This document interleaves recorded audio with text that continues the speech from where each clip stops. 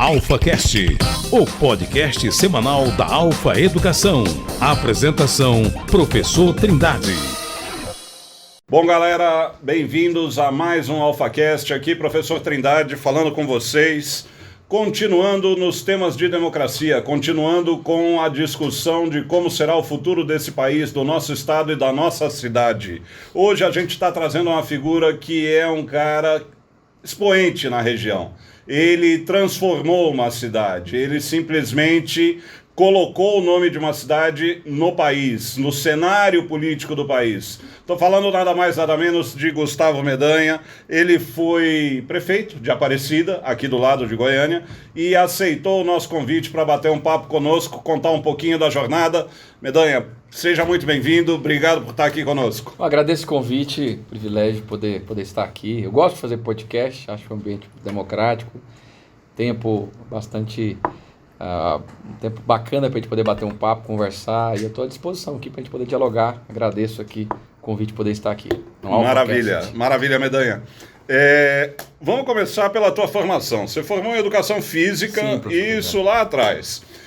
Não era tanto lá atrás, não. Como é que... o Mendanha é bem mais novo que eu, viu, pessoal? Só corrigindo aí, ele tem uns 18 anos a menos que eu, mais ou menos.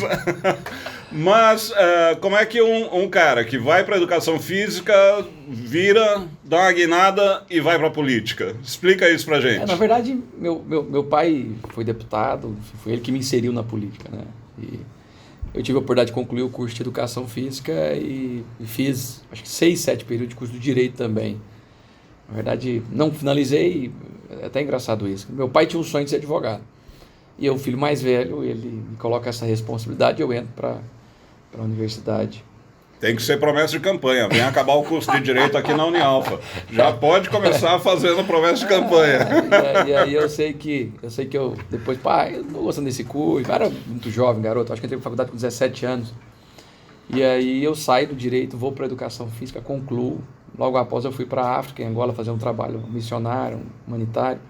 E quando eu retorno, papai, Maguito pode ser candidato, eu queria, aí acaba que eu entro para política, e isso já vai 14 anos. 14 anos de política. Sim. Tua primeira experiência com cargos de executivo mesmo foi a Prefeitura de Aparecida? Eu fui presidente da Câmara, que também é um cargo executivo, né? Perfeito. E é uma bucha maior. Ser presidente da Câmara, acho que é mais complicado que ser prefeito. Né? Porque tem vários temas para serem debatidos, vários interesses. Fui secretário de esporte também, com o Maguito, né? Bacana. E aí, em 2016, eleito prefeito e reeleito com 98% dos votos válidos. E o que te levou a se lançar como candidato ao governo do estado de Goiás? Primeiro, vendo o abandono que as pessoas sentem, né? Num estado muito rico, muito próspero. A quantidade de pessoas que passam dificuldade hoje no estado. E não é só a fome, é a falta de investimento em saúde, a falta de investimento em infraestrutura. É a desgovernança que nós temos. Eu até posso dizer que nós tínhamos, na figura do atual governador, um parlamentar até que conseguia se sobressair, né? Deputado federal, senador. Mas quando ele assume como governador, ele deixou muito a desejar. E por ter sido reeleito com 98% dos votos, né? E olha que eu tive a oportunidade de estar muito próximo de um ex-governador, que foi um mentor para mim, que foi Maguito Vilela, o Iris também, que a gente conversava muito. Então eu olhava para o que estava sendo feito e falava, não está legal. E chegou um momento que as pessoas começaram a me procurar e pedir que eu colocasse meu nome à disposição. Até que eu me convenci que realmente era um momento importante, até porque não dá para ficar mais 4 anos com esse governo que aí está sem investimento em tecnologia, falta de respeito com o servidor público, falta de investimento em educação. Eu acho que muita coisa que nós fizemos em Aparecida são exatamente os gargalos que nós temos hoje no estado. A questão do desenvolvimento econômico, da geração de emprego, dos arranjos produtivos locais, dos arranjos industriais. Eu acho que priorizar a saúde, né? Tudo o que esse governo não faz. E aí eu me senti no dever realmente de colocar meu nome à disposição como candidato a governador. Uma das coisas que boa parte das pessoas tem curiosidade, eu te confesso que eu tenho curiosidade de saber, e vou aproveitar para tentar matar minha curiosidade aqui. Opa, por favor. Coca zero, viu? Coca zero sempre é bom, não tem problema nenhum. Tem Coca Café também, se quiser. Não sei se já provou. Eu já provei. Tem gente que gosta, tem gente que não. Eu gosto, mas tem gente que não gosta. Eu prefiro a Coca sem açúcar, né? E ela tem açúcar, né? Tem um pouquinho. Mas essa aqui eu tomo sempre. Então À vontade. Se quiser me patrocinar, agora. Zé Alves, Ô, aí, Zé. Oi, Zé. Mas uma das coisas que a gente notou no início das nomeações e indicações, enquanto os partidos estavam buscando os seus candidatos, as suas alianças, minha percepção é que você tomou um tempo mais longo que os demais candidatos para se posicionar e para, na verdade, escolher o caminho, a tua bandeira, que alianças você estaria fazendo. Por que dessa trajetória e por que desse tempo maior? Eu não vou falar atraso, porque no final não é atraso. É simplesmente um tempo de decisão que foi maior que a média. Professor Trindade, assim, a gente tem um governador que sempre criticou o anterior pelas práticas políticas, né? E a verdade, ele fez muito pior. Então ele vendeu espaços de secretaria em troca de partido, inclusive que eu poderia até ter me filiado, enfim. Ele fez aquela velha política do toma lá de cá. E foi fechando as portas para mim. Aliás, a coligação hoje é uma coligação sem pé nem cabeça, né? Porque tem um monte de gente lá dentro. Esse governador que era tão conhecido, né, esse candidato, por suas posições contundentes, enfim, nunca foi de ficar em cima do muro, sempre foi um cara de ter lado. Hoje a gente não sabe qual que é o lado dele. A candidata a presidente dele, a gente sabe que é do partido, que é a Soraya, mas você nunca viu ele dar um depoimento, uma defesa, não tem adesivos dela aqui no estado. Até vi ontem o candidato Ciro defendendo a candidatura do Caiado, então não sei se ele está apoiando, talvez é o Ciro. A gente não sabe. Ele tem 3 candidatos a senador. Ninguém sabe quem é o candidato a senador. Na propaganda do Ciro na TV aparece o nome dele lá. Exato. Então, assim, eu acho que ele mudou muito. No meu caso, eu busquei, dentro daquilo que acreditava, né? Acho que me posicionei, né? E busquei ir para um partido que oferecesse essas condições ideais, né? E tive diálogo com o PL, tive diálogo com o PP, e o caminho que eu senti mais seguro foi ir para o Patriota, né? Você tem a figura aqui de um presidente que é uma pessoa muito contundente, uma pessoa de palavra, né? Muito correto, e ele me ofereceu condições, porque o que eu não queria passar era me filiar num partido, renunciar ao mandato de prefeito e daqui a pouco não ter nenhum direito de ser candidato. E isso poderia acontecer. Então, eu sempre tive assim isso na cabeça. Vou tentar alguns partidos com siglas maiores, com tempo de televisão maior, mas se não der certo, eu vou para o caminho seguro que eu tenho, que é o Patriota. Tá legal. Vamos começar então a conhecer um pouco mais o teu plano de governo e o que você está defendendo, quais são as tuas ideias. Obviamente, estamos dentro de uma escola, um centro universitário, a gente não pode deixar de perguntar logo de cara quais são as iniciativas e qual é a tua visão para a educação, desde o fundamental até um pouco antes disso, das creches, até o ensino universitário. Eu acho que faz necessário um diálogo do governo, né, liderando, né, eu acho que esse fortalecimento dessa primeira fase que é muito importante. Antigamente eram as creches, hoje são os CMEIs. As creches, a princípio, foram criadas para muito mais um papel social, para as mães terem onde deixar os seus filhos. Hoje está provado que as crianças que passam nessa primeira fase no CMEs, ela tem muito mais capacidade de aprendizado. O Estado tem dinheiro para fazer esses projetos? Não, essa é a responsabilidade dos municípios e que o governo federal, de alguma forma, compartilha essa responsabilidade. Eu acho que a gente pode fortalecer, eu acho que a gente pode ter diálogo, a gente pode compartilhar conteúdo, eu acho que esse é um trabalho que o governador pode sim fazer para fortalecer. O segundo é aquilo que é de responsabilidade do Estado, né? O ensino médio, né? E essa última fase. O nosso projeto, além de valorização do servidor público, que existe o empobrecimento da carreira do servidor público, no estado de Goiás as direções deixaram de ser direções democráticas e nós perdemos muito com isso, né? Inclusive agora com a nota do IDEB caindo, o que não é culpa do professor, é culpa da gestão, é culpa da secretária, né? Que veio de fora, que não conhece a realidade e que infelizmente, né, deixou de ter um diálogo, as coisas são enfiadas goela abaixo. Aliás, ela muito parece com o chefe dela, né, o atual governador. O Estado perdeu muito com isso. Então nós precisamos de valorizar o servidor público, não estou falando, no caso da educação, não estou falando só do professor, estou falando de todos os que fazem parte da educação, cumprir aquilo que está no Plano Nacional de Educação, que é, no mínimo, metade das escolas serem de tempo integral, com um reforço escolar, com atividades esportivas, culturais. Eu acho que isso vai enriquecer muito, né? E que, de fato, o nosso aluno, quando saírem das escolas, eles têm uma boa proficiência no português e no matemática. A gente nota que muitos jovens que têm deixado o ensino médio saem sem ter a capacidade de fazer, enfim, de ler. Isso é muito penoso. A gente está vendo, Gustavo, no ensino médio, principalmente, um abandono no período pós-pandemia, maior do que o abandono pré-pandemia.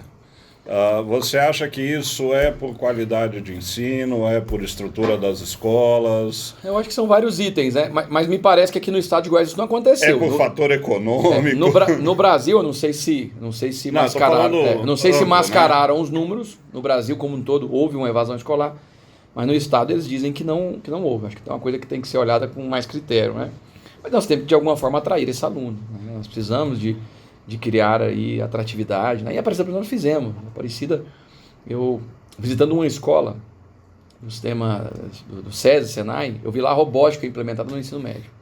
E aí eu conversei com aqueles alunos, eu fiquei encantado com aquilo, né? E aí conversei com a secretária de Ciência e Tecnologia à época, a secretária de Educação, e eu falei, não dá para implementar isso no ensino fundamental? Ela falou, não, dá sim, vamos pegar uma escola piloto, vamos ver se vai dar certo. Nós fizemos isso numa escola inclusive com um problema maior de vulnerabilidade social, ali próximo do sistema prisional.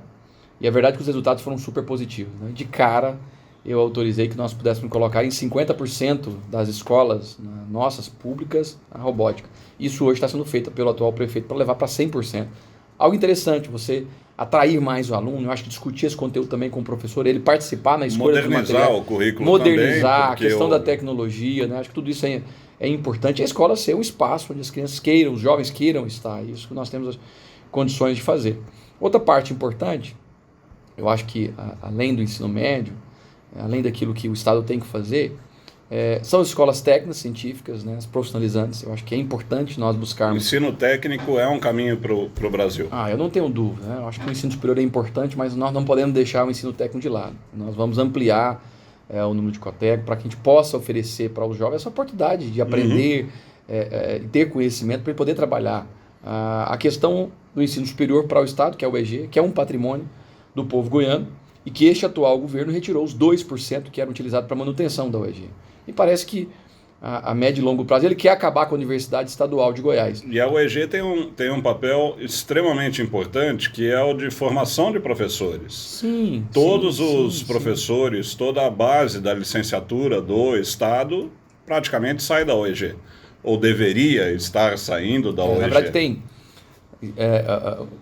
algumas unidades que há 3, 4 anos não tem vestibular. Então a ideia me parece é acabar com a UEG. Eleito governador, nós vamos retornar os 2% para manutenção da Universidade Estadual de Goiás e vocacionar também a UEG em algumas regiões. Aquilo que a gente entende, né? Dentro desse arranjo, a gente quer levar a indústria para 5 macro-regiões do estado para gerar emprego próximo da casa das pessoas. E uma das coisas que nós precisamos é da qualificação profissional. Então a UEG também pode ser, de alguma forma, um lugar para a gente formar essas pessoas para ocupar esses postos importantes que nós tenhamos sendo gerado. E a terceira é a criação de escola agrícola. Nós temos um estado que ele tem essa pujança do agronegócio. Vocação, 90% essa vocação, da vocação é agro. A gente sabe que o agro tem avançado muito com relação à tecnologia, então até para preparar as pessoas para ocupar essas vagas, né, que as pessoas precisam de ter uma instrução maior. Então nós vamos criar as escolas agrícolas para fortalecer também isso que já existe no nosso estado, que é essa pujança do agronegócio. Atrelado à esteira da educação... Voltar à gestão democrática, tá? Eu fiz uma crítica, mas não disse. Eu acho que é algo importante você ter essa gestão democrática nas escolas. Sem Hoje dúvida. Quem escolhe os diretores são os deputados, com aqueles velhos apadrinhamentos, né, e achando que é dono da escola. A escola não tem dono, né? E isso é uma pena que o nosso estado regrediu 20 anos, né? Porque isso, no início da década de 2000 que isso foi criado. Então, é uma pena que o estado tenha regredido nesse sentido, de achar que a escola é um cabo eleitoral do deputado. O que eu ia te colocar na esteira da educação vem 2 outros assuntos.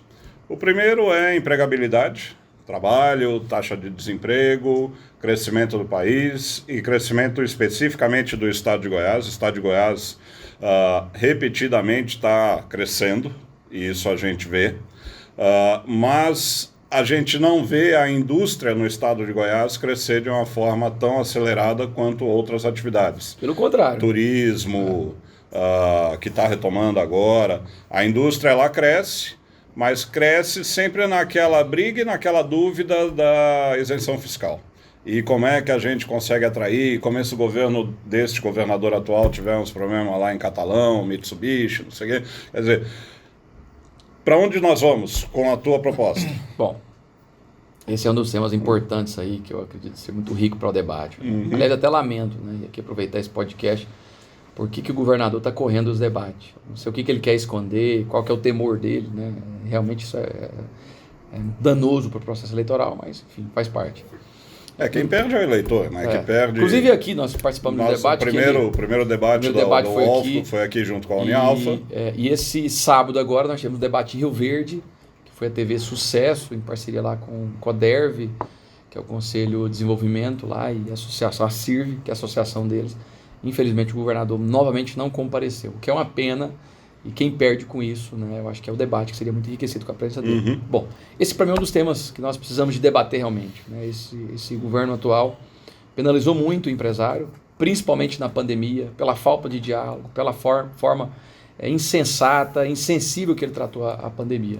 Ele ficou todo perdido, ele não sabia o que fazer. E aí eu posso falar com muita tranquilidade, com humildade, até porque não foi uma coisa da minha cabeça ou da cabeça dos meus secretários. Nós fomos olhar para o mundo, aquilo que dava certo, professor Trindade, para poder implementar em algum caso, que é o caso do rodízio, que é o escalonamento intermitente, as pessoas conhecem como rodízio, que nós baseamos no modelo israelense para criar um modelo próprio, permitindo as pessoas trabalharem, ao mesmo tempo com testagem em massa, ampliando o leito de UTI, mapeamento de calor, a gente fazia uma comunicação direta. Então a gente olhou para o que dava certo no mundo.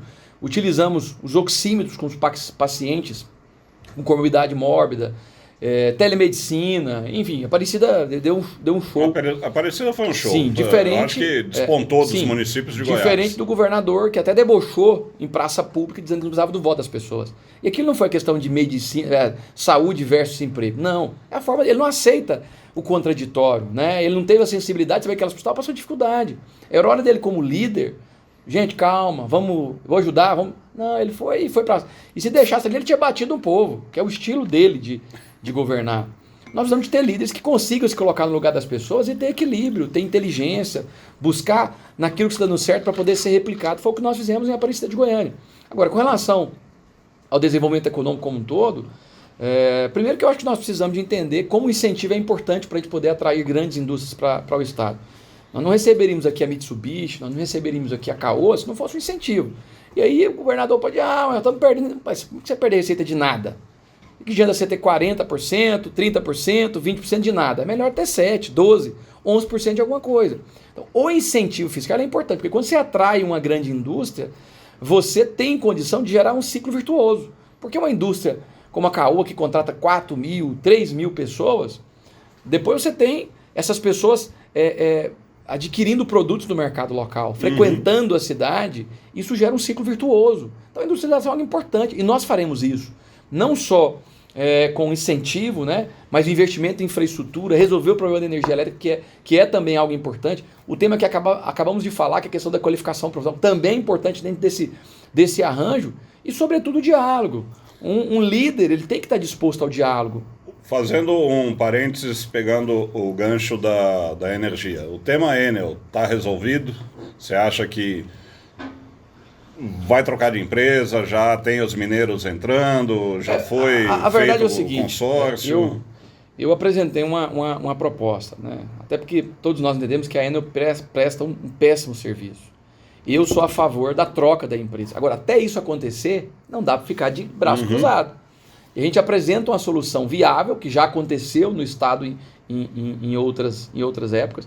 Falar sobre caducidade não existe, no país só existiu uma e que não deu certo, lá no Amapá, com o Sarney contra o senador. Então, nós precisamos de buscar uma solução para resolver o problema da energia. Num segundo momento, vamos discutir sim, penalizar a empresa, se for o caso, junto à ANEEL, a gente poder buscar uma nova concessionária. Agora, o que não dá para fazer é ficar levando a barriga. No caso do governador, a gente pegou ele numa mentira eleitoreira, porque ele disse que havia notificado ou noticiado a ANEEL que tinha que tirar a empresa. Nós fomos lá in loco, né, ter essa informação e não existia absolutamente nada. Então ele disse que até o final do ano ainda não estaria mais no estado de Goiás, o que é uma inverdade. O que nós estamos apresentando? O governo com o regime de recuperação fiscal, você arrolou as dívidas, né, que eu não faria isso, inclusive nós fomos penalizados com isso. Ele arrolou as dívidas para frente, deixou de pagar a dívida e nós tivemos condição de ter um caixa. Hoje você tem mais de 8 bilhões de reais em caixa. O que nós estamos buscando? Pegar esse recurso e investir em áreas prioritárias para potencializar, para resolver alguns gargalos que estão atrapalhando o desenvolvimento do estado de Goiás. E a energia é uma delas. Então, nós estamos colocando à disposição dos produtores rurais, dos fazendeiros, que queiram resolver os problemas, né, principalmente das suas regiões, para poder fazer investimento, porque a gente não pode passar recurso para a Enel. Eu nunca disse isso. Então, a gente colocar um recurso com juros subsidiado para o produtor rural, para o industrial, que não tenha condição de fazer esse investimento, fazer o investimento. Com a obra pronta, entrega esse ativo para a empresa, que passa a bater da conta de energia dessa empresa, e a empresa tem condição de quitar a sua dívida com o Estado. Isso é um ganha-ganha. A gente faz o Estado voltar a produzir, aumentar a capacidade de produção da indústria, aumentar a capacidade de produção do campo, né? Quantos são os armazéns, os pivôs que não têm condição de ser ampliados por conta da falta de energia, a gente ameniza essa dor que todo mundo está vivendo e a gente vai resolver esse problema. A partir daí, claro, a gente também, né, ter esse diálogo com a ANEEL para mostrar que realmente a empresa que aí está não presta um serviço que tem atendido a nossa demanda. Só que esse é um segundo momento. Não dá para a gente esperar 3, 4, 5 anos com um problema grave e a gente voltar a ter os apagões, a gente voltar a ter esse colapso energético e o governador e o Estado continuar inerte como nós vimos nesses últimos 4 anos. Nesses últimos períodos a gente viu vários... E só para falar do exemplo, tá? A Anglo América fez em Catalão, a Anglo América fez o investimento e há esse abatimento na conta de energia. Então não é algo novo não, isso já existe. Nós só vamos apresentar como uma proposta de governo para a gente poder amenizar e ajudar os empresários que não têm esse recurso para poder fazer esse aporte. Fortalecendo tudo que a gente viveu e só relembrando o eleitor, a gente viu nesse último período produtores jogando leite fora, produtores tendo problema com a sua distribuição de alimentos, e isso aumenta a inflação, porque falta produto no mercado, acarreta um mau abastecimento, eleva preço. Quem sofre é a população no final das contas. Então, o problema de energia ele é um problema em si grande, gigantesco, mas ele também tem desdobramentos enormes que chegam até na condição de manter um hospital em funcionamento. Teve um hospital aqui em Porangatu, salvo engano, que pessoas lá que perderam as suas vidas pela essa falta de energia. Eu tenho andado muito no estado, em Formosa, por exemplo, lá um empresário que, para colocar uma empresa para funcionar com 80 pessoas contratadas, tem que funcionar à base de gerador. E aí você tem muita razão. Você aumenta o custo, acaba que isso perde a competitividade, essas empresas, os produtores rurais. Quem perde com isso é o povo. E nós temos perdido empresas. Então, posso aqui citar um exemplo de uma empresa goiana que deixou o estado de Goiás e foi para o Nordeste brasileiro, que é a Creme Mel. Creme Mel, aqui na Estrada próximo Trindade, aqui, do lado. Eu estou dizendo um exemplo aqui que todo mundo conhece. Um dos diretores da Creme Mel era amigo meu, ele está em São Paulo agora, trabalhando com sorvete lá em São Paulo. Mas ele saiu, a empresa fechou, ele falou, Trindade, não tem o que fazer, tem que fechar a empresa e a gente vai embora. Nós estamos levando a empresa, toda a produção, para o Nordeste. E teve outros empresários que talvez pela sua relação com Goiânia, né, pelas suas raízes, de familiares, de netos, não deixaram o estado de Goiás. Mas estão pegando, tem uma planta aqui, estão montando outra planta no Distrito Federal, estão montando outra planta no Nordeste, no Mato Grosso, porque lá tem condições mais favoráveis para que eles possam produzir. É uma pena muitas pessoas não verem isso, mas infelizmente, pela governança que nós temos hoje, a gente tem perdido não só competitividade, mas perdido posto de trabalho e, claro, a riqueza que isso produz. Porque uma empresa, quando ela chega, não é só emprego. Essa empresa paga imposto. A partir desse imposto, você tem condição de fazer investimento no Estado. Então, é um ganha-ganha, mas que com o atual governador, que embora ele, ao longo da sua vida, sempre defendeu os produtores rurais, defendeu o setor produtivo, ele virou as costas para todos. Um tema que está atrelado a tudo isso que a gente está falando é a logística. E Goiás tem que usar a sua vocação e o seu posicionamento geográfico para ser o grande centro logístico de distribuição para o Brasil inteiro. Até pela posição geográfica, né? Nós somos beneficiados. Eu brinco, nós estamos 900 quilômetros de todo o resto do Brasil. Sim. Quer dizer, não temos grandes distâncias comparado a levar a mercadoria do Rio Grande do Sul até o Pará, por exemplo. Norte. E aí você tem indústrias que querem vir se estabelecer em Goiás justamente por conta disso. A indústria moveleira é uma delas. A base da moveleira está toda no sul do país, e já tem grande número de empresas, até empresários locais, que querem colocar a indústria moveleira aqui. A indústria da moda, em Goiás... Nós somos o segundo maior polo de moda do país. É o maior PIB de moda, sem dúvida. Perde para 25 de março, talvez, lá em São Sim, Paulo. exatamente. Só. E eu posso falar de carteirinha porque eu sou de São Paulo, então eu conheço toda a movimentação lá. Logística para essas atividades é fundamental. E aí, o que a gente pode esperar do teu plano de governo, da tua visão em relação à estruturação de uma melhor logística para a gente? Oportunidade, até para dizer, né? Se tem alguém que pode falar sobre isso, somos nós de Aparecida, e um processo que começa com o Maguito, outros prefeitos participaram, mas que eu tenho o privilégio, como prefeito, de ter visto isso realmente florescer. E quando eu assumo a prefeitura de Aparecida, nós tínhamos pouco mais de 35 mil empresas, 35.100 e poucas, né? Entre MEI, pequenas, médias e grandes indústrias. Depois de 5 anos e 3 meses, como prefeito de Aparecida, deixei o mandato, nós já éramos quase 70 mil. E, claro, empregos diretos gerados, melhora da arrecadação, e com isso a qualidade de vida, redução da criminalidade, redução de desigualdades sociais. Em 5 anos e 3 meses. 5 anos e 3 meses. Dobrou em 5 anos. Dobrou praticamente. Quase dobrou. Quase dobrou. Estou arredondando aqui. É exatamente o que nós queremos para o estado de Goiás. Isso só vai acontecer, para a energia, nós já apresentamos a solução, na infraestrutura, o mínimo, e é uma proposta que nós já temos, que todas as GOs do estado sejam pavimentadas. E você tem, para ter uma ideia, 495 quilômetros de rodovias GOs que não são pavimentadas. Você tem mais 1.495 quilômetros de rodovias que estão num estado precário. Quem disse isso não sou eu. Um veículo de grande circulação, semana retrasada, noticiou isso na capa. A Confederação Nacional de Transporte também disse no ano passado. É um problema sério que nós enfrentamos. Isso atrapalha não só o deslocamento diário das pessoas que viajam pelo estado, mas principalmente o escoamento de produção agrícola, industrial. Então o nosso projeto é de, nesses 4 anos, asfaltar todas as GOs que não são asfaltadas e recuperar toda a malha viária do estado, sinalizar e manter no bom estado, né? E não só com investimento próprio, nesse caso investimento próprio, que vai custar 1,8 bilhão de reais, que nós vamos retirar desse recurso que está parado hoje no estado por falta de planejamento, mas também nós vamos possibilitar um novo programa de investimento, parceria público de investimento, que o empresário, o produtor rural, pública-privada, seria uma parceria público-privada para investimento. Tá. Então, se tiver um asfalto que o empresário queira fazer, que vai beneficiar toda uma região, ele vai apresentar o cronograma, a planilha,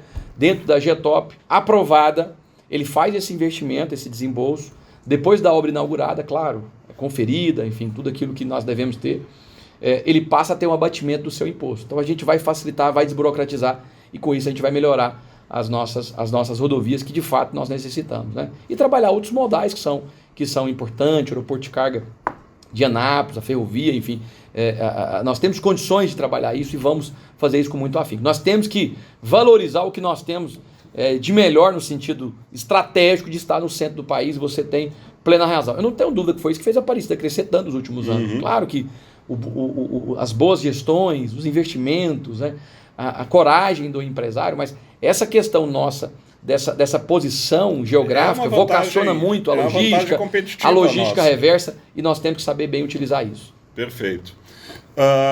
Quando a gente fala de logística, fala de infraestrutura, vem à cabeça sempre governo federal. Existe algum plano de trabalhar alinhado com o governo federal para desenvolver Porto Seco, para desenvolver ferrovia, para desenvolver... Tem aqueles megas projetos de ligar a Goiás, a costa do Chile, e para escoar a produção para o Pacífico, que é mais barato mandar material para a China e trazer também. Sim, inclusive eu acho que é uma agenda que nós temos, né, de internacionalizar o nosso estado. O governo ele pecou muito nesse item. Nós deixamos de ter as visitas, né, aos países, nós deixamos de ter parceria com escritórios de representação, e isso está no nosso plano de governo, até para nós potencializarmos mais o nosso estado, né, para que nós possamos exportar ou importar com mais facilidade. E a parceria com o governo federal ela é super importante. Eu tenho o meu presidente, eu nunca escondi que eu apoio o presidente Bolsonaro, agora, independente disso, quem quer que seja o presidente, se não for o Bolsonaro, eu vou ter um bom diálogo. Eu acho que o estado de Goiás perdeu muito pela forma que o governador tratou, não só o presidente, eu poderia falar, por exemplo, do governo do Distrito Federal, que é um estado aqui que está do lado e que ele a todo tempo brigou. Essa forma dele de fazer política, né, com briga, com discussões, enfim, prejudicou muito o povo goiano. Então, sendo governador do estado, eu vou fazer o que eu sempre fiz. Sou uma pessoa apta ao diálogo, aprendi isso muito com o Maguito também, que era um republicano, e vou trabalhar assim, né, com aquele que foi eleito no Distrito Federal, quem foi eleito presidente da República, para que a gente possa fazer parcerias que sejam benéficas para o nosso povo. Um outro tópico que é importante quando a gente fala de desenvolvimento sustentável para o estado de Goiás é a parte da segurança jurídica, legislativa, segurança até física dos empresários e dos caminhões, produtos que estão rodando estado afora. Essa é uma das bandeiras do governador atual, dizendo que ele transformou a segurança do Estado e que combateu o narcotráfico, fez grandes apreensões. Pelo menos na televisão a gente viu um monte de propaganda e algumas ações noticiadas em telejornais. Qual é a tua visão sobre a segurança do Estado de Goiás? Estamos modernizados? Não estamos modernizados? A gente tem, por exemplo, em estados como São Paulo, onde se usa câmera e o policial ele usa isso para blindar certos excessos. Há uma discussão gigante se isso ajuda ou atrapalha, mas qual é a tua visão sobre a segurança no estado de Goiás? Eu sou um defensor da tecnologia, né? Embora eu acho que isso não é prioridade nesse momento, eu acho que prioridade é colocar câmera nas ruas, avenidas, enfim. Fazer o cercamento digital do Estado, esse é o investimento que nós faremos, está previsto no nosso orçamento. Agora, tem que dizer que, de fato, a gente nota que no Brasil como um todo a segurança melhorou. E fruto, acho que, primeiro, a pandemia, enfim, agora, o trabalho do operador de segurança pública no Estado, ele tem que ser aplaudido. Do policial militar, do policial civil, das guardas civis municipais, que embora não estejam no arcabouço do Estado, né, são municipais, mas elas também operam junto a esses atores, né? O agente penitenciário, enfim, todos que fazem parte da segurança pública. A própria PRF no Estado a PF, extremamente né? ativa. Então, acho que as forças de segurança têm feito um trabalho extraordinário. Agora, não houve nenhum investimento por parte deste governo para que isso ocorresse. Agora, eu vou lhe dizer uma coisa, até eu digo isso sempre. Eu sou um político moderno, inteligente. Não há nada que esteja funcionando, que as pessoas se sintam bem, se sintam felizes, que eu eleito governador eu vou mudar. Nem mudar nome como ele fez, né? Só faltou querer mudar o nome de Goiás, mas mudou o nome de tudo. Então, eu sou um político e eu não tenho dificuldade com isso. Pelo contrário, né? Eu mesmo com alguns adversários políticos, quando eles traziam um benefício para a cidade, eu sempre fazia questão de dizer. Eu acho que o bom político não é esse que faz como Caiado, que quer sempre levar à frente a questão do ICMS do combustível. Ele teve 3 anos para poder fazer, não fez. Depois de uma entrevista recente, ele foi dizer que não tinha feito por causa do regime de recuperação fiscal. Uma mentira eleitoreira, que ele só foi aprovar o regime de recuperação no 3º ano. Então, eu estou dizendo isso que ele sempre fica querendo surfar na onda das pessoas, né? O Bolsonaro mandou a medida para o Congresso, foi aprovada, ele vem cá e ainda faz uma festa, como se fosse ele. Eu não tenho isso, né? Se tem uma medida do governador atual ou de ex-governadores que sejam boas, que sejam medidas que deixam o povo feliz, eu como governador vou manter. E se possível melhorar. Então com relação à segurança pública, a gente nota que as pessoas estão mais tranquilas. Nós não vamos só manter, não, vamos avançar. Eu sou uma pessoa que acredita muito em tecnologia. Então desde o fibramento óptico do Estado até a instalação. O nosso projeto é instalar 24 mil câmeras de vídeo monitoramento com inteligência artificial, para que junto com um bom trabalho aí com os gabinetes de gestões integrada, com o trabalho da Polícia Civil, aliás, vamos fazer concurso público, porque nós temos um efetivo muito baixo, muitas pessoas que aposentaram, enfim, que deixaram as suas posições, e hoje falta homens nas ruas, mas a partir da tecnologia, utilização de drones, né, algo que eu vi muito em Israel ser utilizado drones para a segurança pública, a gente melhorar ainda mais a segurança pública. E na outra ponta, algo que é importante, que esse governo nada fez, é investir em esporte, é investir em cultura, educação, que nós já falamos, né? É um governo que abandonou a cultura, que abandonou o esporte, né? Que, na verdade, é até difícil falar o que ele fez. Ele manteve as coisas que... O governo que não fez nada, não tem uma marca. Nós precisamos de pensar o futuro com planejamento, com obras estruturantes importantes, com diálogo, né? Para que nós possamos realmente levar Goiás para um novo nível, para um novo momento, né? E a gente vai fazer esse futuro agora, preparar o Estado para os próximos anos. Falando do bem-estar da vida, né, e falando de saúde das pessoas, o que eu, como adotado por Goiás nesses últimos 3 anos e já me tornando goiano e cidadão goianiense e de Goiás, vejo é que os equipamentos hospitalares, falando especificamente de hospitais, eles estão muito concentrados no que a gente chama a região metropolitana de Goiânia. E que o interior, seja para o norte, para o sudoeste, ele tem uma realidade diferente. Muito se falou durante a pandemia de reabertura de UPAs, de botar algumas bases para funcionar, reativar alguns equipamentos, mas o fato é que o atendente, o enfermeiro, o médico e o próprio equipamento, o próprio hospital, ele ainda não está devidamente estruturado no estado todo. Como é que a gente pode melhorar essa situação? Porque custa dinheiro isso. Professor Trindade, você tem razão. Eu acho que custa, mas de alguma forma também você passa a otimizar mais o recurso. Você tem que se deslocar pessoas diariamente utilizando ambulância. É um custo que você não precisava de ter. Um custo de manutenção, de combustível, de funcionário. Então, eu acho que é algo que nós temos que fazer. E você foi preciso.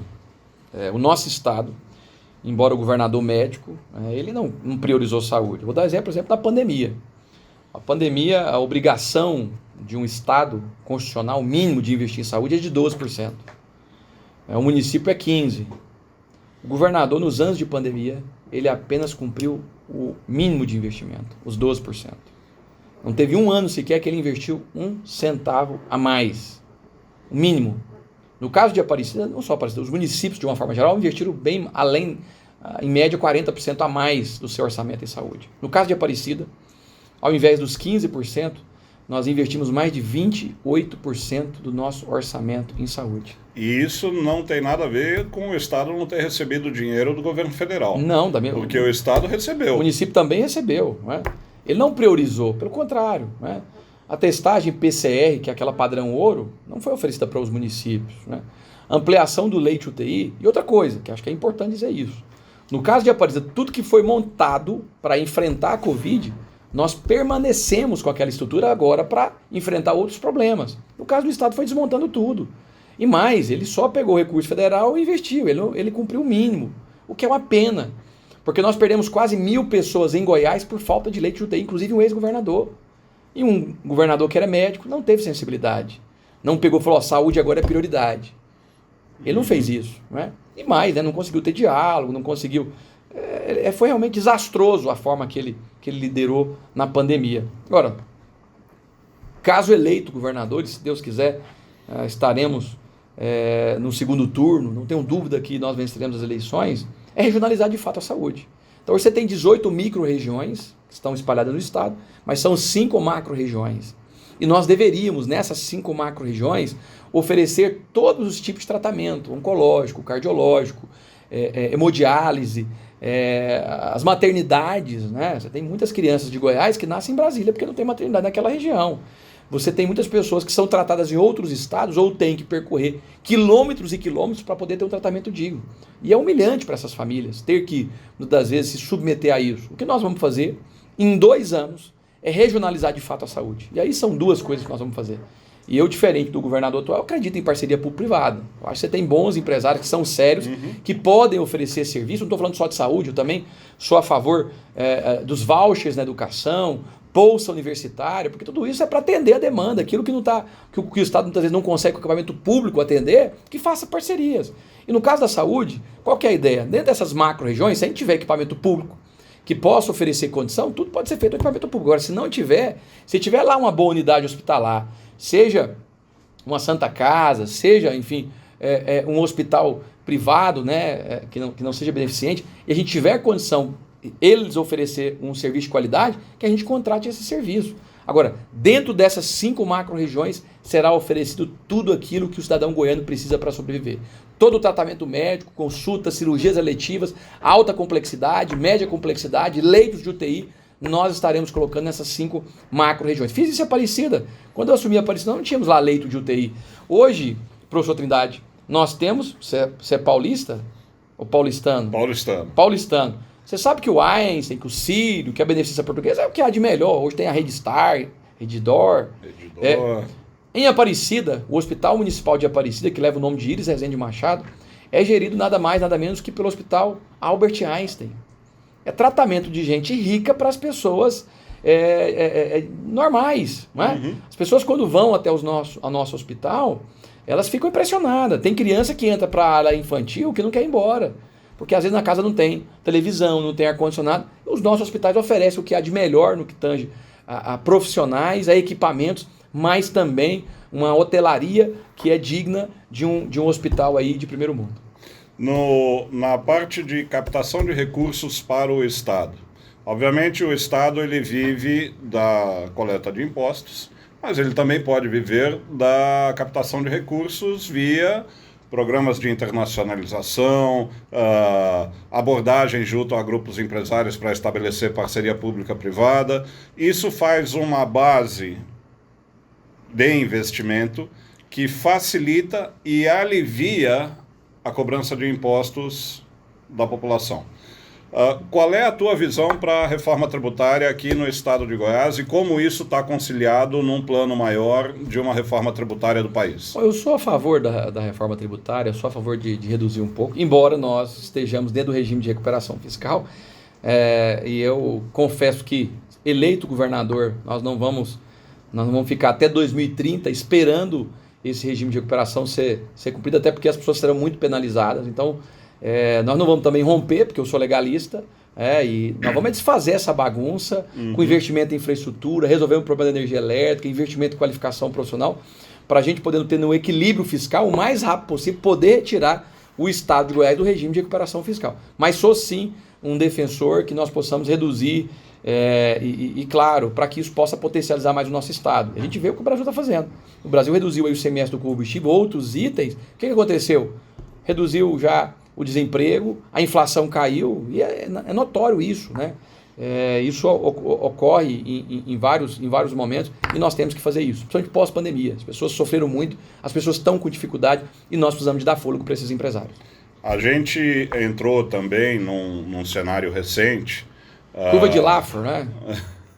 A gente entrou num cenário recente afetados diretamente por uma crise mundial de matéria-prima, onde tanto a pandemia e depois, num segundo momento, a guerra da Ucrânia causou atraso na entrega de N materiais, principalmente para a indústria farmacêutica, e todo mundo falou que o remédio encareceu por conta disso, porque faltou matéria-prima. Insumos agrícolas, especificamente fertilizantes, que se criou o terror da crise dos fertilizantes. Obviamente isso afetou a agropecuária e está afetando agora diretamente a carne muito mais direta, né? O preço da carne tem subido. Como é que a gente pode, através de processos de internacionalização, garantir um fluxo melhor de matérias-primas para as indústrias nacionais e especificamente para o Estado? Porque a gente sabe, se eu sou um indiano ou um chinês e estou produzindo sal para a indústria farmacêutica, eu tenho contratos bilionários. E numa situação de crise eu vou priorizar quem me dá melhor fluxo de pagamento, quem me tem condição de apresentar um plano diferenciado de contrato. Como é que a gente pode ter melhores rendimentos nessas operações para o Estado? Eu acho que o Estado tem protagonismo. Aquilo que eu disse de ter escritórios, né, internacionais que possam ter esse diálogo, as câmaras, né, de países como o Brasil, e nós participarmos disso. As visitas às embaixadas, a visita aos países, né, e esse bom diálogo. Nós tivemos outros governadores que fizeram isso muito bem. O atual governador, ele não tem, né, essa característica. Quase todo governante faz uma missão internacional.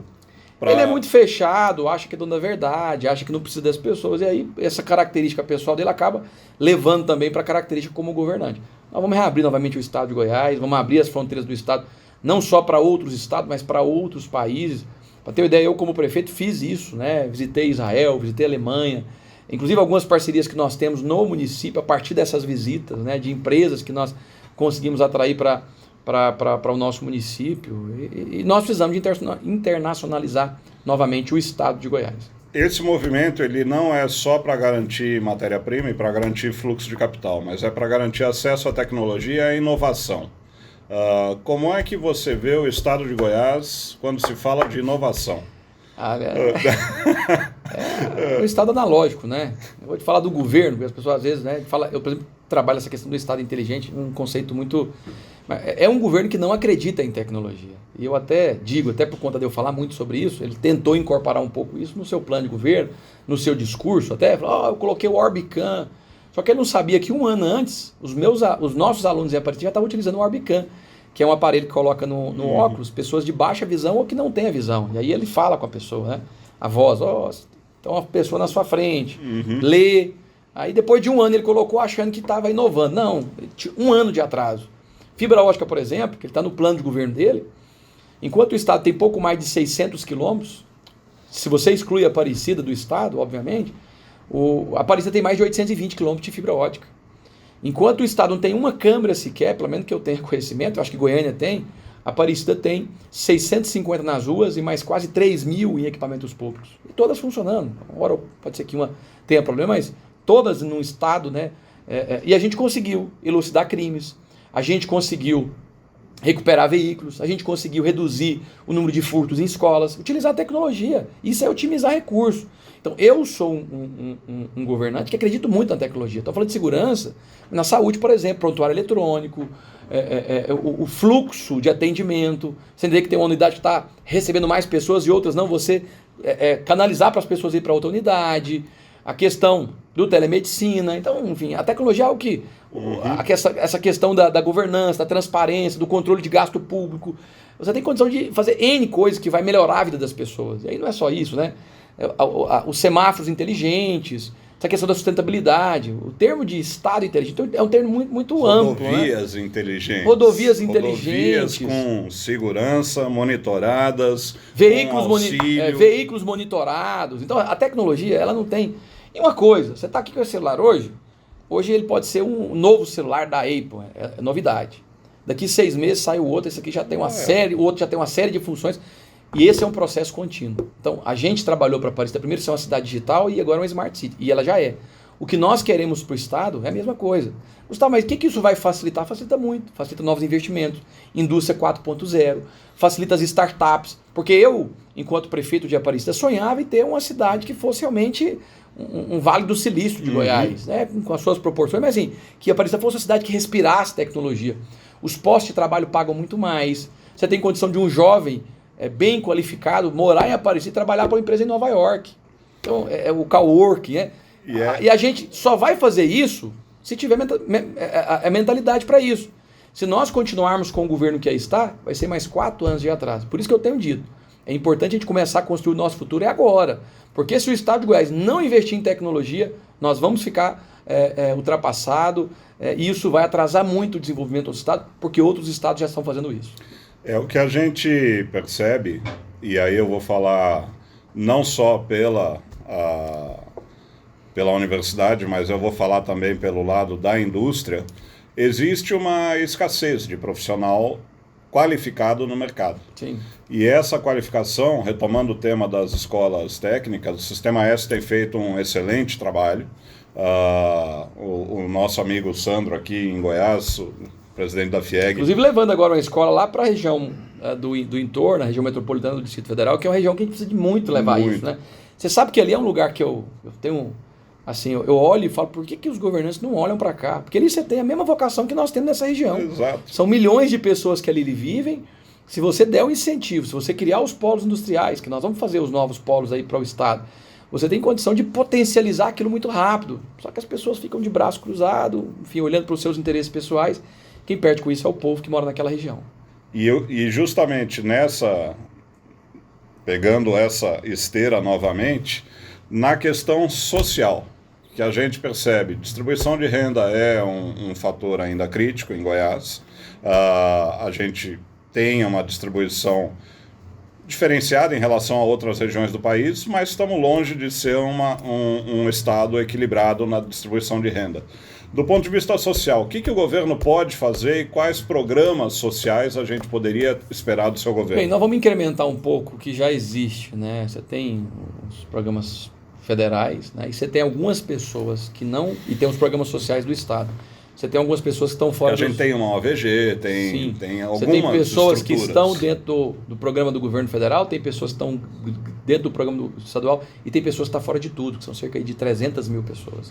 O que nós vamos fazer é unificar os nossos programas. Ao invés dos R$250 por família, que é o que nós temos hoje, nós vamos colocar R$210 por pessoa dentro dessa família. Então, uma família que tenha 8 pessoas, ao invés de 250, vai receber R$840.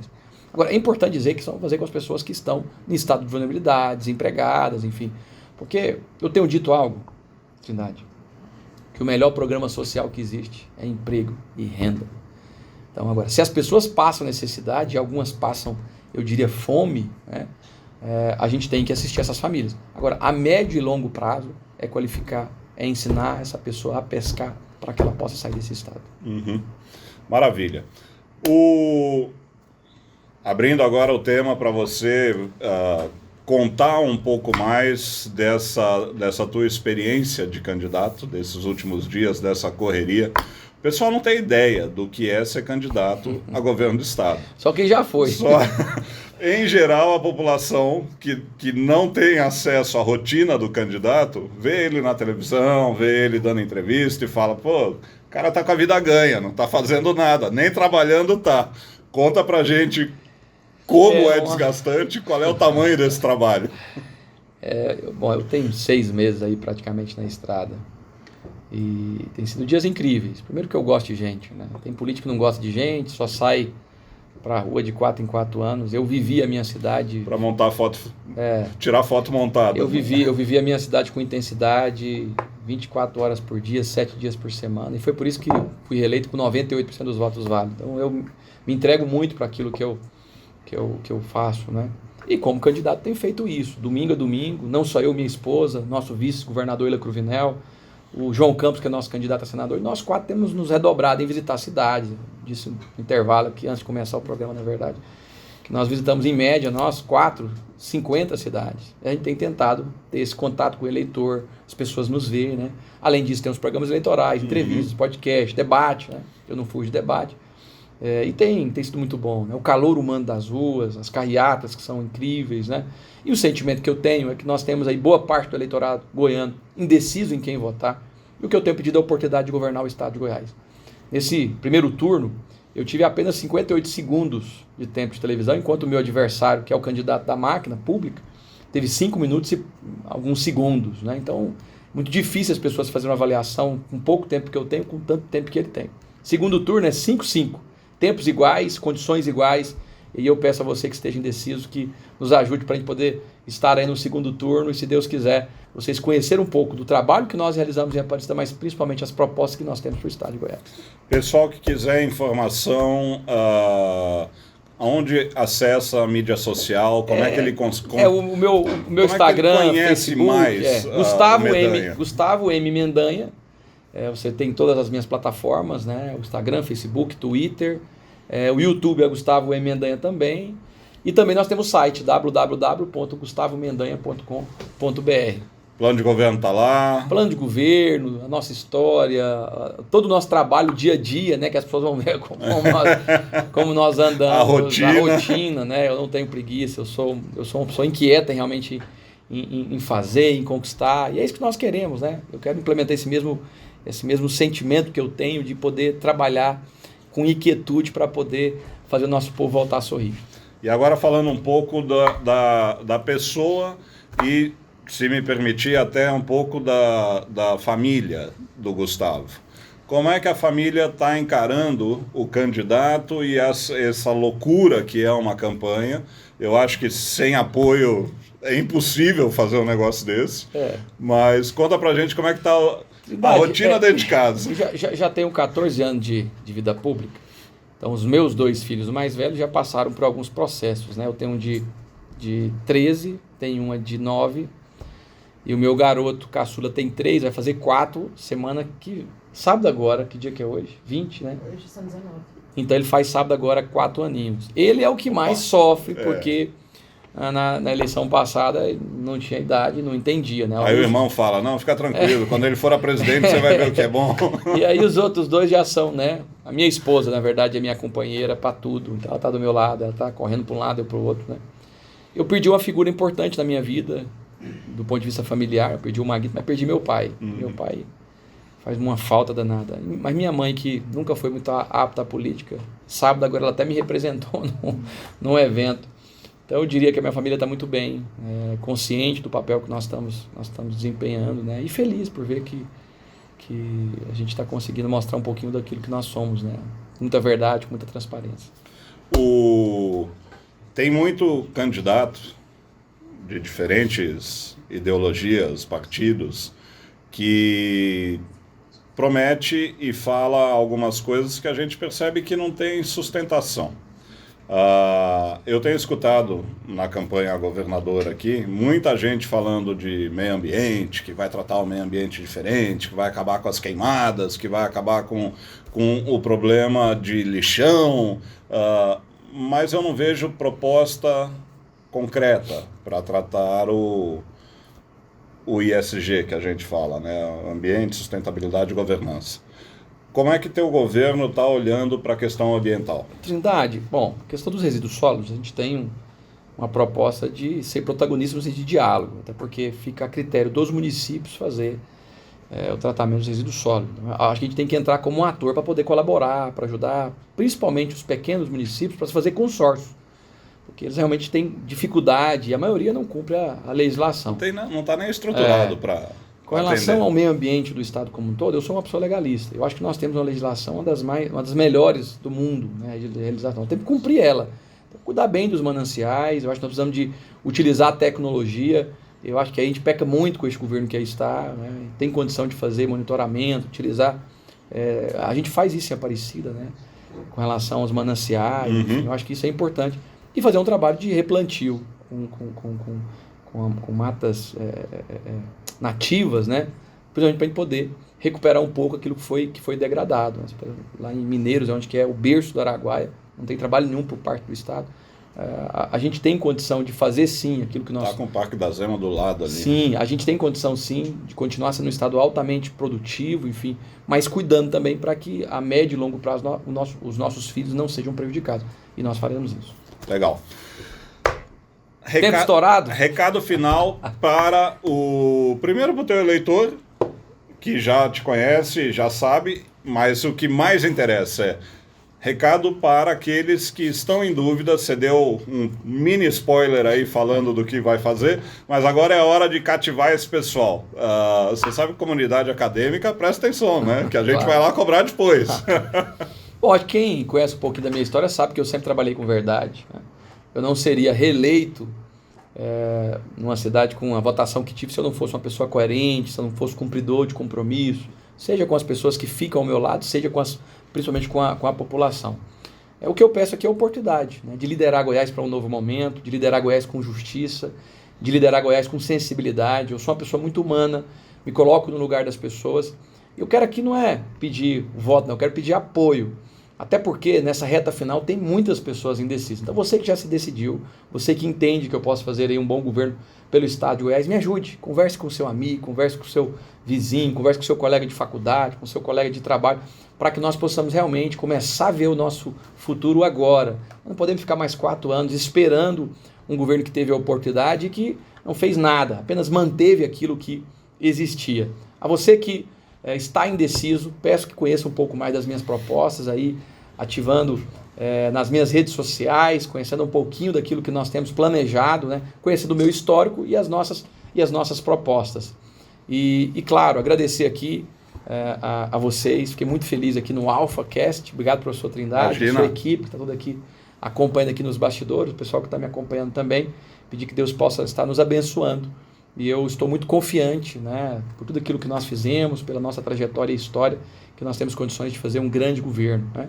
Consultando a todos, eu sou uma pessoa que, por ser jovem, talvez eu tenha uma característica interessante, eu gosto de me aconselhar com pessoas que tenham conhecimento, que saibam mais do que eu, até porque o governante é isso, né? Ele saber lidar bem com as pessoas, a gente fazer uma equipe que seja uma equipe que faça a diferença para que nós possamos voltar a ter o Estado altamente produtivo, um Estado que seja próspero e que as pessoas não passem necessidade como estão passando hoje. Para isso, preciso do seu voto. Gustavo Mendanha, número 51. Peço aqui voto também para o meu senador João Campos, número 100. Gustavo, prazerzaço ter você aqui com a gente. Acho que foi muito esclarecedor para o pessoal que está em dúvida. Quem já te conhece vai votar de carteirinha, acho que não tem problema nenhum em saber quais são os seus planos. Mas a ideia de te trazer aqui era para que toda a comunidade acadêmica, todo o pessoal que nos acompanha no AlphaCast, possa também conhecer as suas ideias, conhecer o ser humano que você é, conhecer a pessoa que você é, o pai que você é, e como isso orienta a tua vida e a tua jornada futura. Não vou pedir spoiler agora, mas eu já vou deixar o convite para, se tudo correr bem e eleito, você venha contar pra gente quem vai ser o teu corpo de secretários. Porque a gente vai querer saber e aí nós vamos cobrar algumas coisas também. Obrigado, pessoal. Vou só registrar o momento nosso aqui.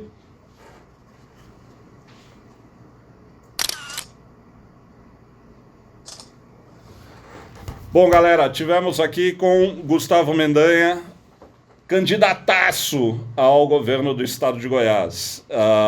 Eu acho que democracia é excelente para a gente ter essa visão, não só de como o país e como o estado tem que crescer, mas como a sociedade tem que evoluir. E a gente precisa de políticos com essa aptidão para debate, com essa aptidão para aclarar, esclarecer e trazer informação fidedigna para a gente que é eleitor e que às vezes não está no dia a dia de uma Câmara, de uma Assembleia.